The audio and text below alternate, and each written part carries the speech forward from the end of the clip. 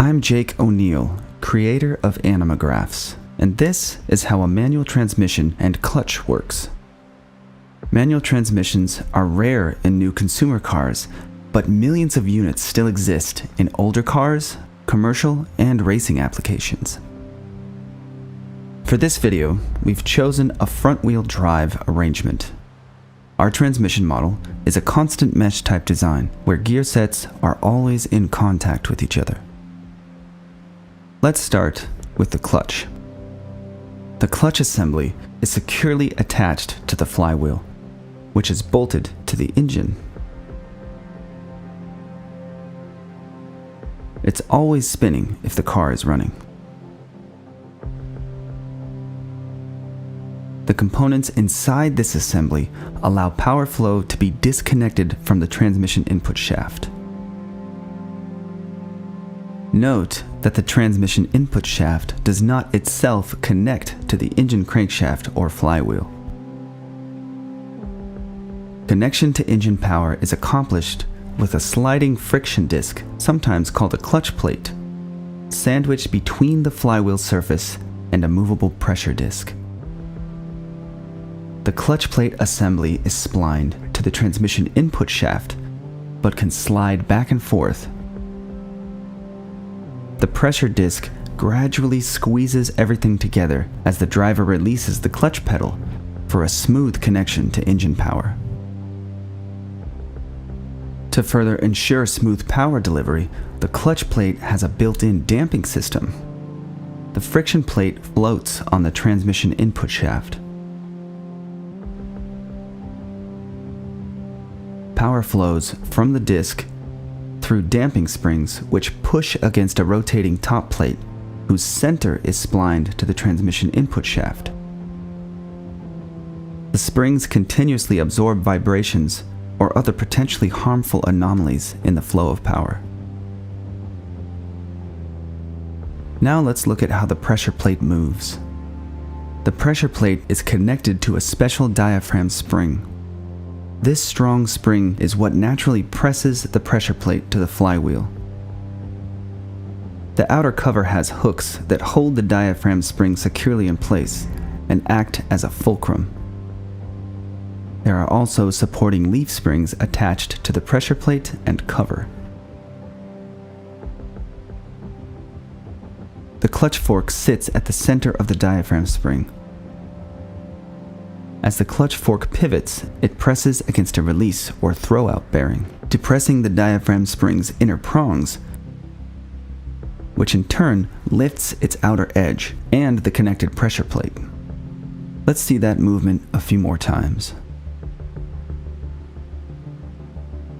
The clutch fork acts as a lever with a fulcrum point on the transmission case interior surface. It's driven by a hydraulic actuator whose lines lead back to the clutch pedal with its own hydraulic actuator and fluid reservoir.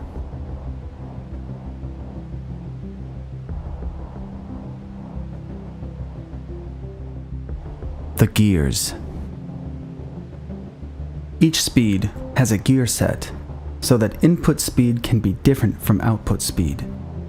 The speed gears in this constant mesh transmission are always linked. They have diagonal or helical cut teeth for quieter operation. Notice the reverse gear set with its straight teeth. This transmission will make a familiar gear whining sound when in reverse. Engine power flows through the main shaft, to the counter shaft, to the differential assembly, and out through front axles. Synchronizing gears. To make gear shifting possible, one gear in each set floats freely on its shaft, riding on a roller bearing. The other gear in each set is either connected with splines or directly machined into its respective shaft. For power output, the floating gear in each set must become securely connected to the shaft through the synchronization process. Between each gear set, there's a synchronizer hub that's splined to and rotates with the shaft. A sliding shift sleeve is also driven by this hub, which can be moved back and forth by a selector fork. Forks are connected to sliding rods that are held by the external casing.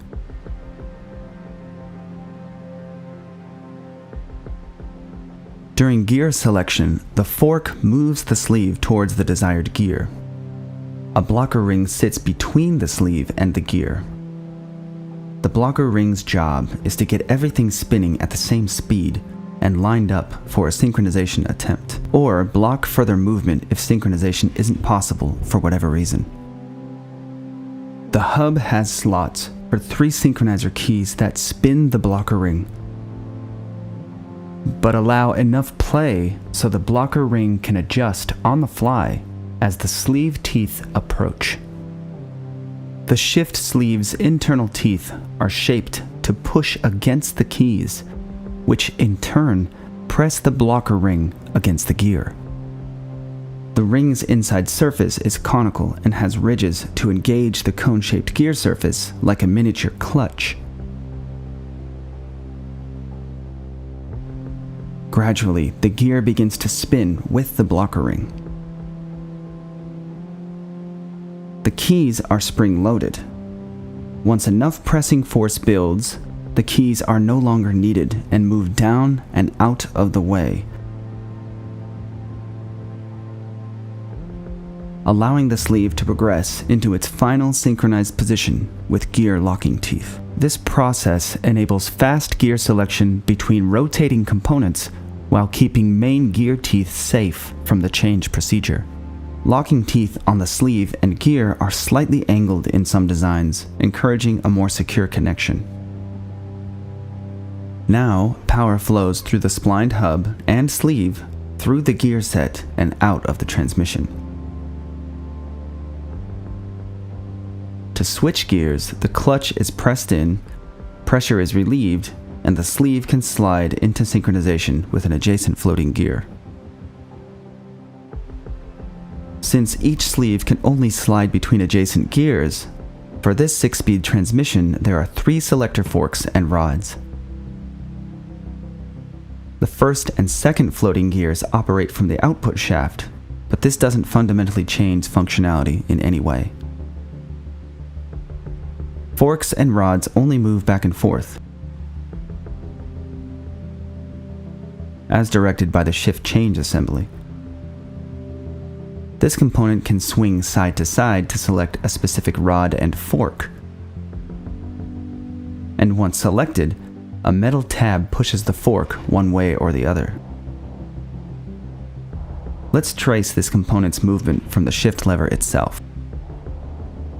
The shift lever rides on a ball that allows movement on 2 axes. Each movement axis is separated into its own cable.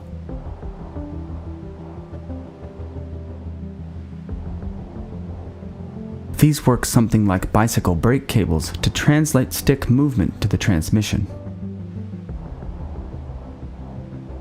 At the other end, cables are attached to a rod that protrudes out of the transmission case. This rod can move up and down or rotate based on distinct cable input. A specially designed piece at the other end of this rod moves connected components to swing side to side or slide the metal tab back and forth. Reverse gear.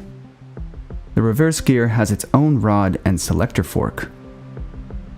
The transmission must come to a complete stop to shift into reverse as there are no synchronization components.